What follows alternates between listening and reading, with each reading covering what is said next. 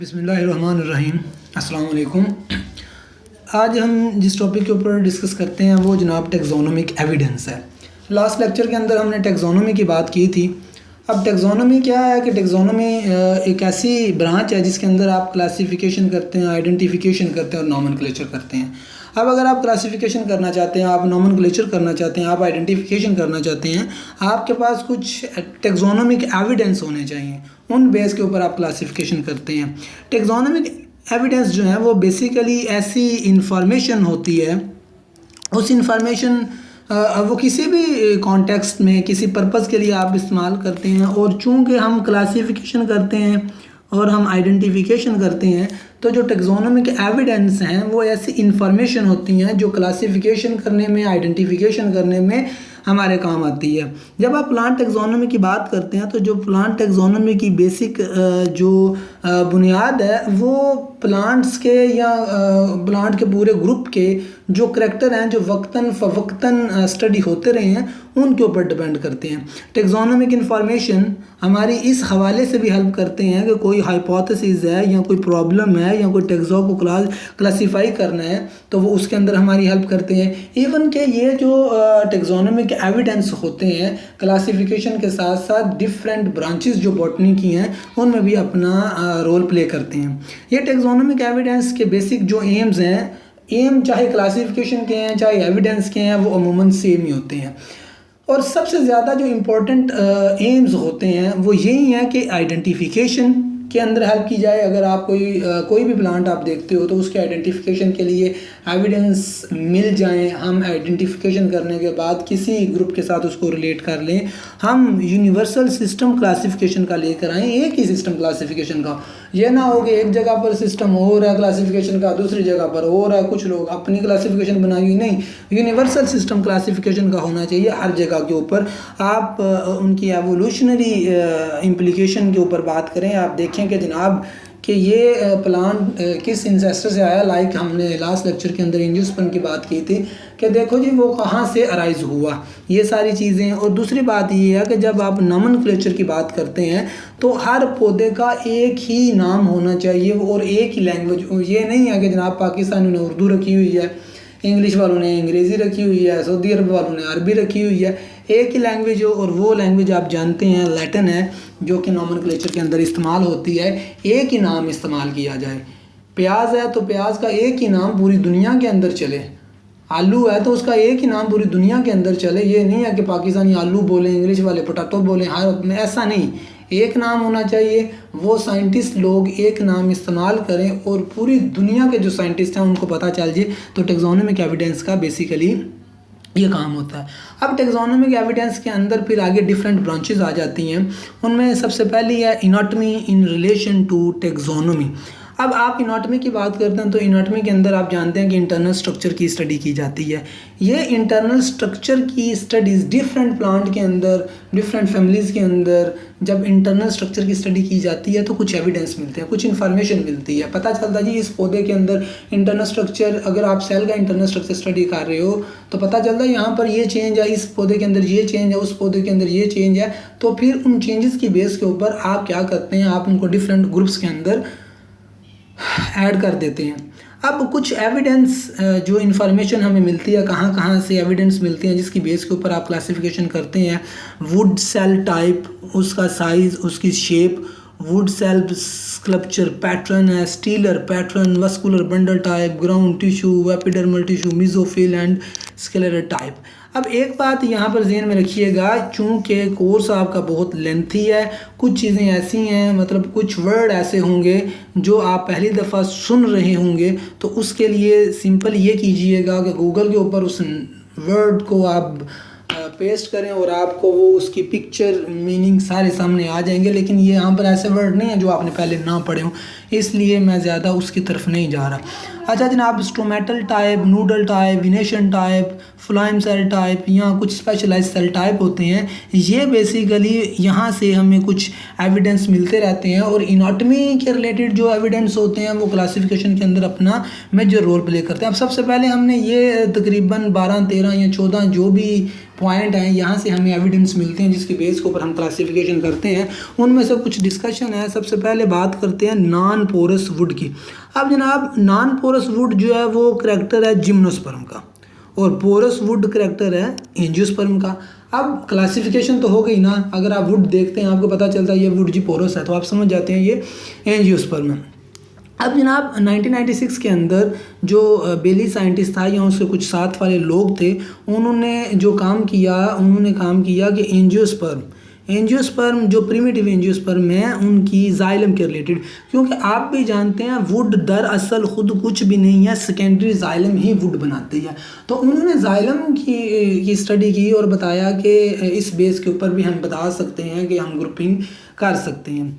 अब would anatomy के अंदर जो जेंटेल्स है वो इंसेस्टर नहीं है एंजियोस्पर्म का। ये बात जब हम लास्ट लेक्चर एंजियोस्पर्म का पढ़ रहे थे, डिस्कस कर रहे थे, तो उसके अंदर हमने बात की थी कुछ लोगों का ये मानना है कि जेंटेल्स जो है वहाँ उनके करैक्टर एंजियोस्पर्म के साथ रिलेट करते हैं। तो कुछ लोग ये मानते हैं जी एंजियोस्पर्म जेंटेल से आए हैं, लेकिन जब वुड इनाटमी के ऊपर आकर हम बात करते हैं तो पता चलता है कि जेंटेल जो है वो इंसेस्टर नहीं है एंजियोस्पर्म के, इसीलिए उनको एक अलग ग्रुप में और बड़ी दूर रखा हुआ है।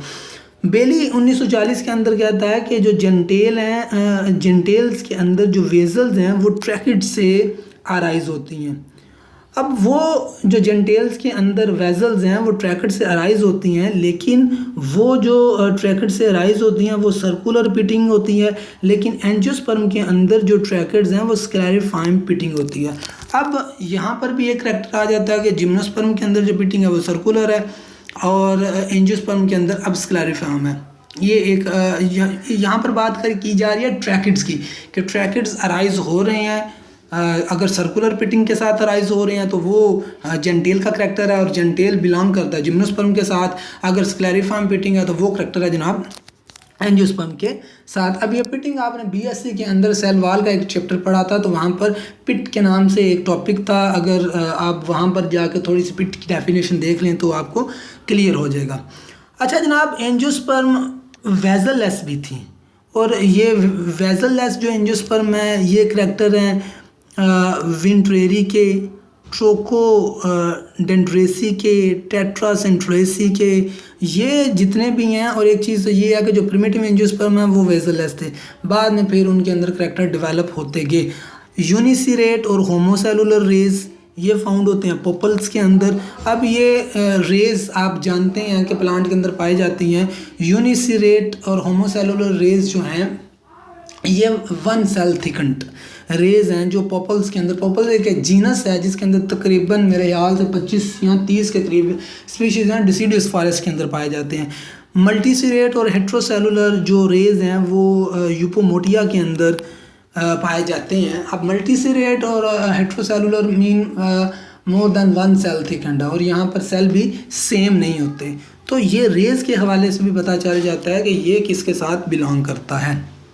ये वुड इनाटमी की बात है। आप नोड के ऊपर बात कर लें जनाब, नोड भी आपको बता रही होती है कि इस बेस के ऊपर भी आप क्लासिफिकेशन, वहाँ से भी एविडेंस मिलते हैं कि नोड की भी डिफरेंट टाइप है, वो यूनिलैक्यूनर है, ट्राइलैक्यूनर है, मल्टीन्यूक्यूलर है। इस बेस के ऊपर भी असल में ये जो चीज़ है ना, ये लीफ और स्टिप्यूल्स के दरमियान गैप होता है। अगर वन गैप है तो यूनिलैक्यूनर के अंदर आ जाता है, दो गैप हैं बाइलैक्यूनर, ट्राइलैक्यूनर, इसके ऊपर। अब यहाँ पर एक एग्जांपल दी गई है कि यूनिलैक्यूनर नोड प्रेजेंट होता है इलीसियम के अंदर। यहाँ पर जो वर्ड है ये फैमिली और जीनस के नाम है। अब ये जो एलिसियम है इसको पहले एक फैमिली के अंदर रखा गया था वेंट्रेसी, फिर वेंट्रेसी से इसको अलग कर लिया क्योंकि इसके करैक्टर ही अलग थे। इसके अंदर यूनिलैक्यूनर है, उनके अंदर यूनिलैक्यूनर के करैक्टर नहीं थे, तो इसको वहाँ से अलग कर लिया। इसी तरह आप वास्कुलर बंडल के बारे में पढ़ते हैं। अब मैंने कहा कि जाइलम के ऊपर लोगों ने काम किया है, जाइलम की बेस के ऊपर भी आप क्लासिफिकेशन कर सकते हैं। वास्कुलर बंडल मोनोकार्ट के अंदर स्कैटर्ड होते हैं और डाइकार्ट के अंदर वो वास्कुलर बंडल अरेंज होते हैं, तो इसकी बेस के ऊपर भी आप क्लासिफिकेशन कर सकते हैं। अभी हमने बात की कि स्टोमेटा है, तो स्टोमेटा की बेस के ऊपर भी आप क्लासिफिकेशन कर सकते हैं कि यहाँ पर एक एग्जांपल दी गई है कि डाइक्टिक स्टोमेटा प्रेजेंट है अकेंथियेसी फैमिली के अंदर, और एनो एनोमोसिटिक स्टोमेटा जो है वो स्क्रोफिलिएसी, अजीबोगरीब से नाम है, बंदा करे क्या। अब ये डिक्टिक स्टोमेटा में क्या होता है कि इस यहाँ पर जो गार्ड सेल होते हैं वहाँ पर उनकी 2 सेल प्रोटेक्शन कर रहे होते हैं, और अकेंथियेसी के अंदर ये पाए जाते हैं। और एनोमोसिटिक स्टोमेटा जो है एनोमोसिटिक स्टोमेटा, यहाँ पर जो गार्ड सेल हैं उनकी जो प्रोटेक्शन है वो मोर देन 2 सेल है, और वो सेल सेम भी नहीं होते। तो यहाँ तक जनाब एक बात जो एविडेंस के रिलेटेड है, ये सारी की सारी एनाटमी के रिलेटेड है कि हमें एनाटमी से एविडेंस मिल रहे हैं, और ये इन एविडेंस के बेस के ऊपर हम जनाब उनकी क्लासिफिकेशन कर सकते हैं। अब जनाब आगे चलते हैं, और दूसरा जो टॉपिक है मतलब टेक्सोनोमी, उसमें आ जाती है पेलियोनोलॉजी इन रिलेशन टू टेक्सोनोमी। क्योंकि हम टेक्सोनोमिक एविडेंस की बात करते हैं तो जो एविडेंस है वो एनाटमी के रिलेटेड भी है, पेलियोनोलॉजी भी है, फाइटोकेमिस्ट्री भी है, तो हम एक एक करके डिस्कस करते हैं। अब पेलियोनोलॉजी के अंदर बात हम करते हैं पोलन ग्रेन्स की, कि पोलन ग्रेन आप देख ले हर कोने के अंदर पोलन ग्रेन मिल जाते हैं, और पोलन ग्रेन क्लासिफिकेशन के अंदर बड़ा रोल प्ले करते हैं। क्योंकि पोलन ग्रेन हर एक के अंदर एक तरह के नहीं होते, कुछ के अंदर पोलन ग्रेन जो है वेजिकुलेट विद एयर सैक है, या कुछ के अंदर वो जनाब स्केट या नॉन स्केट है। अब ये जो टर्म स्केट या नॉन स्केट की है, स्केट पोलन ग्रेन वो होते हैं जो नॉन वेटेबल होते हैं, और नॉन स्केट होते हैं वेटेबल। अब यहाँ पर जो वेटेबल नॉन वेटेबल की अगर आप डेफिनेशन देखें ना, तो वेटेबल वो होते हैं, ये एक कैपेसिटी ऑफ सॉल्यूट है डिजॉल्विंग विद सॉल्वेंट, और इस बेस के ऊपर हम स्केट और नॉन स्केट की बात करते हैं। अब स्केट नॉन वेटेबल है, नॉन वेटेबल का मतलब है कि यहाँ पर सॉल्यूट की सॉल्वेंट के साथ डिजॉल्व होने की कैपेसिटी कम है। अब कुछ एविडेंस जो यहाँ से हमें मिलते हैं वो हम देखते हैं कि पोलन यूनिट टाइप देखते हैं, पोलन ग्रेन पोलैरिटी देखते हैं, पोलन ग्रेन शेप देखते हैं, पोलन ग्रेन सिमेट्री देखते हैं, पोलन वाल आर्किटेक्चर देखते हैं, आप एग्जाइन का स्ट्रक्चर देखते हैं। अगर आपको याद हो तो एग्जाइन बेसिकली वो एक ऐसा एरिया होता है जहाँ से पोलन ट्यूब जो है वो जर्मिनेट करता है, अपर्चर टाइप होता है। अब यहाँ पर बात है कि अपर्चर बेसिकली पोलन ग्रेन की वाल का वो एरिया है जो सॉफ्ट होता है। अपर्चर नंबर आप देखोगे, आप aperture position, aperture shape, aperture structure, ये एविडेंस आप इन बेस के ऊपर आप क्लासिफिकेशन करते हैं। मिसाल के तौर पर जनाब ये एक आर्डर है मैग्नोलाइडी। अब यहाँ पर पोलन बाई न्यूक्लिएट है। बाई न्यूक्लिएट पोलन का मतलब है कि यहाँ पर एक वेजिटेटिव न्यूक्लियस है और एक जनरेटिव न्यूक्लियस है। अगली बात करते हैं आर्डर की कि क्रायोफाइलाइडी है, इसके अंदर ट्राई न्यूक्लिएट है, कि मतलब जो वेजिटेटिव न्यूक्लियस और जनरेटिव, अब जनरेटिव डिवाइड हो गए, स्पर्म के अंदर चला गया तो 3 न्यूक्लियस है। इसी तरह जनाब इराइजी है, उसके अंदर टेट्राड है, और टेट्राड के अंदर क्या होता है 4 हैप्लाइट न्यूक्लियस उसके अंदर आ जाते हैं। एस्ट्रेसी की बात करते हैं तो वहाँ पर पोलन वाल एचिनेट है। अब अगर आप पोलन वाल एचिनेट की बात करते हैं तो एस्ट्रेसी फैमिली के बेसिकली करैक्टर ये है कि इनके अंदर जो पोलन है वो छोटे साइज़ के हैं, इरेगुलर अरेंजमेंट है यहाँ पर स्पाइंस की, तो इसकी बेस के ऊपर। अच्छा जनाब आगे चलते हैं हम, बात ये कुछ यहाँ पर एग्जांपल्स मिली हैं, आप मज़ीद भी ऐड कर सकते हैं। अब उनके अंदर सबसे पहले ये देखें 2 फैमिलीज़ के नेम हैं, निफेंथेसी है और दूसरी है ड्रूजरेसी। अब यहाँ पर जो पोलन है वो टेट्राड है, और बाकी ये वाला जो करैक्टर है ये दूसरे प्लांट के अंदर नहीं पाया जाता। मतलब 2 फैमिली के अंदर ये करैक्टर हैं तो बाकियों से इनको सेपरेट कर लिया जाता है। अगर आप इन्हीं पोलन ग्रेन के करैक्टर के ऊपर बात करते हैं तो फैमिली फ्यूमिरेसी जो है इसको सेपरेट किया गया पापावरेसी से। मतलब फ्यूमिरेसी और पापावरेसी आप कह लो कि एक ही फैमिली है। तो यहाँ पर जब पोलन ग्रेन की स्टडी की गई तो देखा कि बहुत ज़्यादा डिफरेंस है, दोनों को अलग कर दिया गया। उसके बाद जनाब आगे आ जाती है ये नलियुम्बुनेसी, इसको निम्फिएसी से अलग किया गया। मतलब यहाँ पर भी एक फैमिली थी, दो बन गई।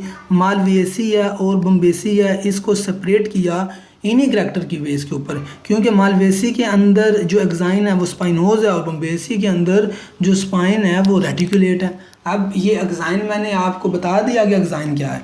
अब एक्साइन स्पाइनोज भी होता है जो कि स्पाइन से निकला, और रेटिकुलेट भी होता है। आप इनकी अगर डिटेल जानना चाहते हैं तो थोड़ा सा गूगल के ऊपर आपको भी सर्च करना पड़ेगा।